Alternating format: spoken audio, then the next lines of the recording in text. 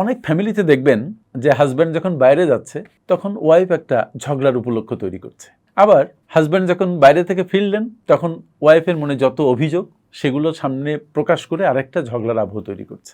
শুধু যে মহিলারা এটা করেন তা কিন্তু নয়, অনেকক্ষণ ছেলেরাও করেন। তবে আপনি যখন বাসায় একটা ঝগড়ার আবহ থেকে বাইরে বের হয়ে আসছেন, আপনার প্রতি আমার অনুরোধ হচ্ছে আপনি একটু দরজার বাইরে দাঁড়ান, জোরে শ্বাস নিন, নিয়ে মনে মনে বলুন যে আপনি এই যে ঝগড়ার আবহ, এই যে অসন্তোষ, এটা নিয়ে আমি বাইরে যাব না, এটা ঘরের মধ্যে রেখে আমি চলে যাচ্ছি। কারণ ঘরের অসন্তোষ যখন আপনি বাইরে নিয়ে আসেন, আপনার কর্মস্থলে নিয়ে আসেন, তখন কি ঘটে? তখন মূলত আপনার প্রোডাক্টিভিটি কমে, আপনার মনটা খুব ডাউন থাকে, আপনি অন্যের সাথে খিটিমিটি ব্যবহার করেন, আপনার কেউ কোনো কথা বললে সহ্য হয় না, আলটিমেটলি আপনার প্রোডাক্টিভিটি প্রচণ্ডভাবে কমে যায় এবং এটা অফিসের সবাই বুঝতে পারে।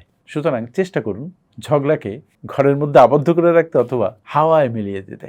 আরেকটা কাজ করতে পারেন, ভেতরে হজম করে ফেলতে, তাহলে আপনি প্রোডাক্টিভ থাকতে পারবেন। এখানে সবচেয়ে বড় কথা হচ্ছে আপনি আপনার নিজের ইমোশনকে কন্ট্রোল করতে শিখবেন, আপনার মনকে কন্ট্রোল করতে শিখবেন, তাহলে এই ছোটোখাটো ঝগড়াঝাটি আপনাকে আক্রান্ত করতে পারবে না। Thank you.